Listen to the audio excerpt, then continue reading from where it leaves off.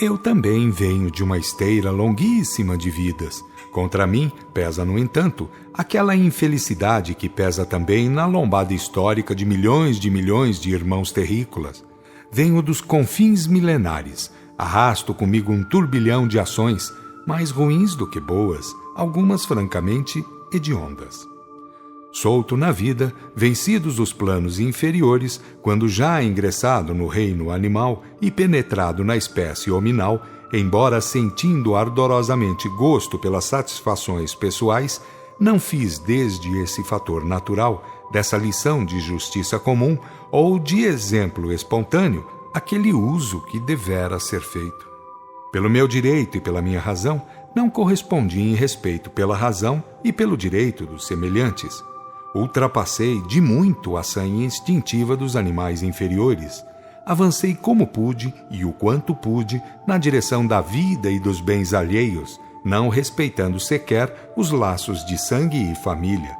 Fui cruel, extravasei a medida dos crimes repugnantes, daqueles que não devem ser contados. E como forçosamente cria-se um lastro kármico, fui reencarnando e repetindo a tremenda desdita. O passado impele a ser recapitulado, impõe revivência, chegando a realizar tremendas catástrofes psíquicas por acumulação. Quando Adão veio à Terra, migrado de outro rincão sideral, espargindo pela face da Terra novos horizontes progressivos, eu ainda rastejava, ainda esgueirava pelos baixios. Feito enorme e imundo animal, como só pode sê-lo quem esteja habitando os planos astrais imundos, eu rondava os mais tristes lugares, à cata das hediondas satisfações que a febre monstruosa impunha a desejar. Ninguém, pensando como queira, figurando a pior de todas as cenas, jamais conseguirá igualar aquele monstro que eu fui. Muito menos ainda conseguirá lobrigar a febre, o vulcânico traumatismo psicológico de que me fiz vítima. Dentre as almas enfurecidas, tornadas hediondas pela corrupção íntima, nenhuma havia que me suportasse e quisesse enfrentar. Eu era o rei dos baixios. Só a luz me vencia, porque de maneira alguma conseguia defrontá-la, por mínima que fosse sua apresentação. A raça adâmica, ou legião advinda, como era devido acontecer, foi penetrando a terra toda, em toda parte onde alguém houvesse para ser mãe. A reencarnação, a sublime válvula redentora e evolutiva, prestou daí para cá os maiores serviços. A humanidade progrediu. Eva, ou a raça primitiva, recebeu um surto renovador que nunca mais cessou, ainda mesmo que, considerando os grandes fracassos históricos que há defrontado, as calamidades de variada ordem, humanas e telúricas, calamidades que por vezes fizeram mudar a feição geográfica dos continentes. No fundo, eu não tinha nome algum, era apenas um filho de Deus, feito monstro por conta própria, por usar mal a sagrados direitos. Ananda, sendo recolhido e tratado, teve que rever o seu longo e tremendo passado. A visão retrospectiva, é bom assinalar, veio como recompensa, depois de longas explicações e ressomadas provas, um bem forçado curso de trabalhos difíceis, de grandes fracassos e angustiosas situações.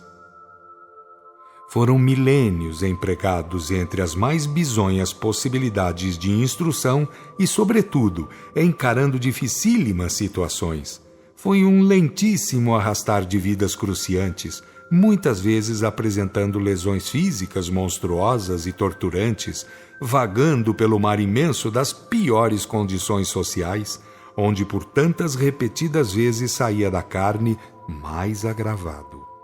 É deveras desconcertante o juízo feito no mundo pelos que encaram até mesmo respeitavelmente o problema do espírito quando conceituam sobre as questões de ordem judiciária. Julgam que alguns rogos de perdão, acrescidos de algumas expiações, com outras tantas provazinhas, tanto bastem para resolver o problema, tudo resolvam, remetendo o espírito aos mais cariciosos e oportunos cometimentos evolutivos. Assim não é e nunca foi. De fora não aparecem mistérios e nem milagres que desmanchem sequer os menos vinculados erros. Tudo fica adstrito ao problema rigoroso das soluções individuais. E acima de todo esse rigor judiciário, pois dispositivo algum fundamental é menos de ordem universal, acrescente-se ainda o fato de alimentar tendências criminosas e viver nos piores meios. O céu convida ao céu e a treva a ela atrai. Nem poderia ser de outro modo, de vez que o mau uso das liberdades e dos poderes já despertos de modo algum poderia ser recompensado com aquelas felizes oportunidades que cabem somente aos de boa índole e realizações. Há lei no fundamento de todos os fenômenos, e é respeitável aquela que força no sentido natural por especificação, isto é, que faz pesar sobre o presente o embalo do passado.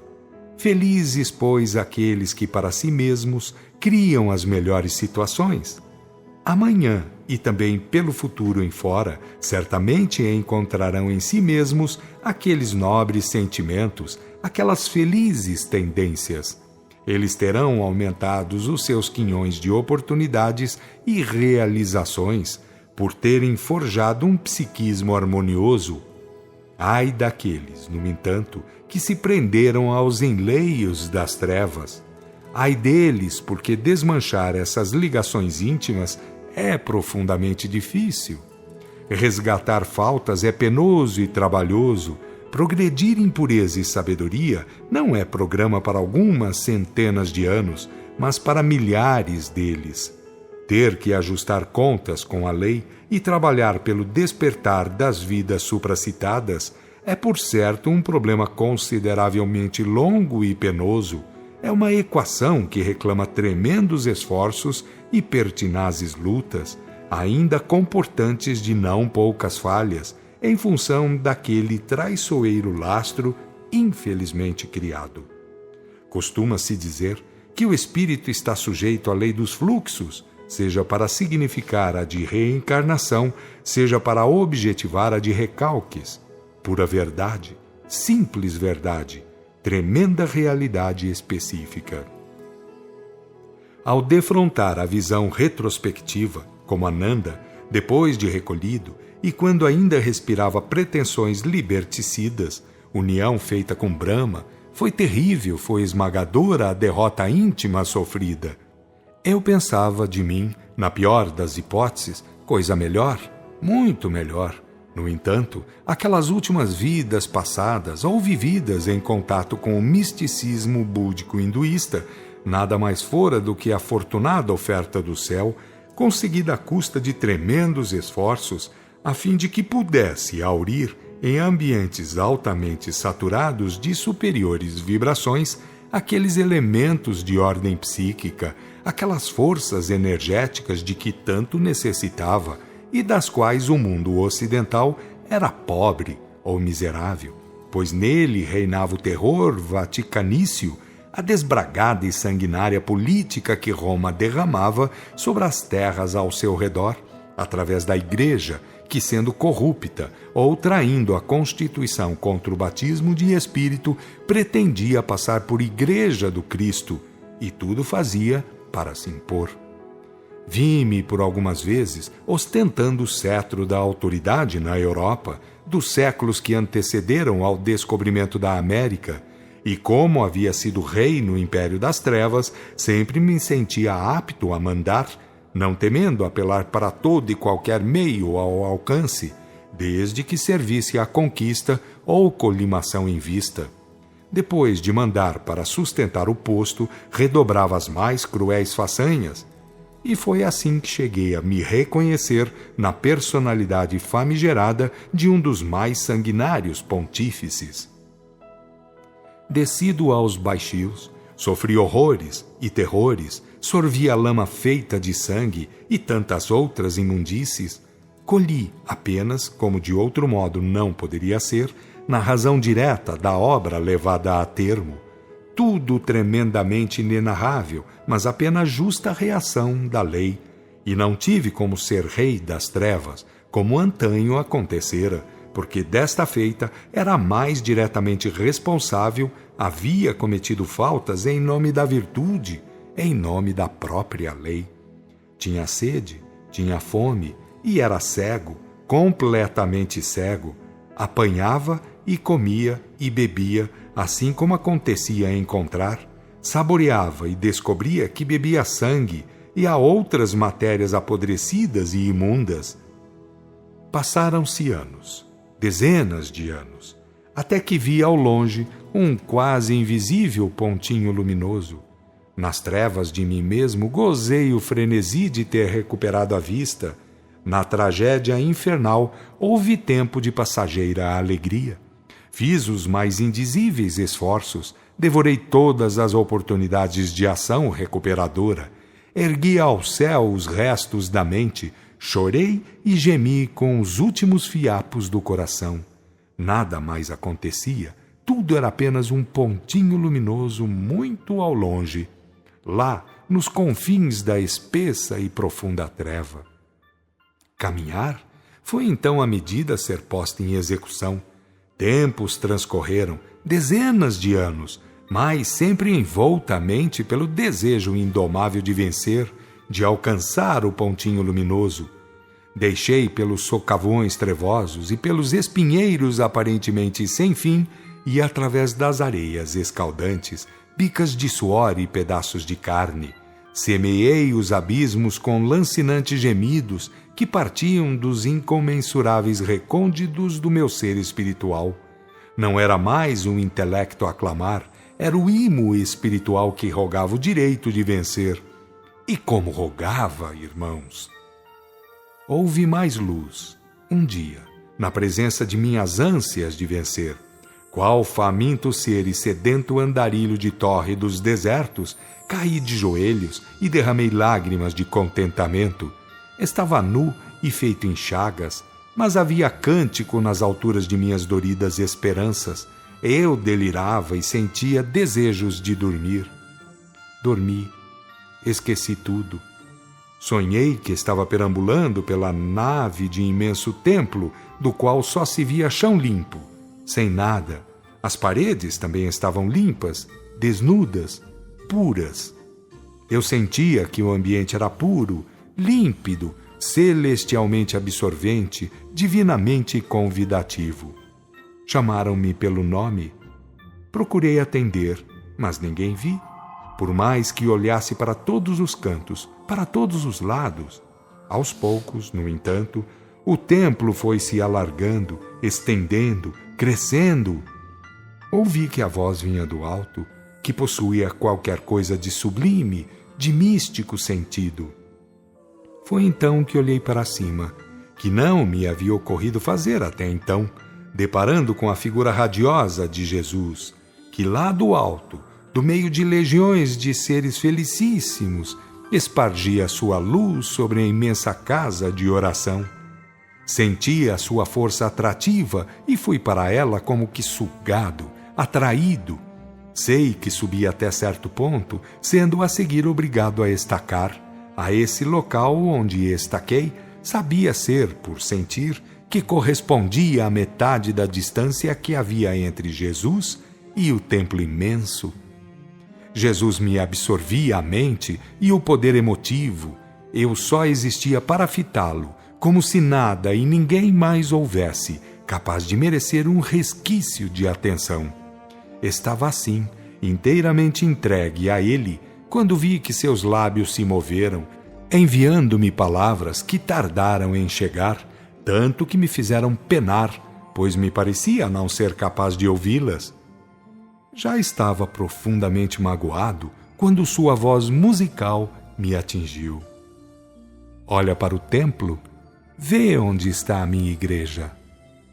Com grande esforço, desprendi dele os olhos, tendo-os voltado para a terra, à cata do imenso templo, cujas paredes eram tão limpas quanto o chão, e que crescera de maneira descomunal, não o tendo mais encontrado no meio da cidade, nem pelos arredores, volvi-me olhar para cima, para Jesus, indagando: Senhor, onde foi parar o templo? ordenou-me num tom infinitamente carinhoso: procura-o, Filho de Deus. Ele é a minha igreja e nunca terá fim. Olhei e vi a terra, que girava sobre seu eixo, mostrando todas as cidades e toda a humanidade. Vi gente, não sei como explicar, de todos os tempos, de todas as cores, de todos quantos matizes históricos, geográficos, religiosos e civilizados se poderia desejar. Tudo foi num crescendo lento, muito lento, assim como se vai desenvolvendo uma semente até se revelar como planta adulta. Reparei que era a humanidade da época, aquela que por fim se apresentou, estando mergulhada num marasmo sufocante, causando-me aquele angustioso mal-estar. Embora sentindo culpa, olhei para cima, em tom suplicante, mas sem articular palavra. Tornou ele a falar, sempre magnânimo: meu templo é a humanidade. Minha igreja foi edificada sobre o batismo de Espírito. Eis, no entanto, ao que a reduziram. Sem revelação, o homem deixou-se prender pelo materialismo e, tangido pelo materialismo, entregou-se a obrar contra a lei, pelo que se encheu de culpas e agravos. Por motivos de ordem evolutiva, grandes motivos cíclico-históricos terão que ocorrer, movimentando as mentes e conturbando os corações. Minha igreja, no entanto, jamais poderia ser vencida. Jamais poderia ser vencida. Ele se afastava, envolvido pela nuvem de gloriosos seres, caindo eu em profunda tristeza.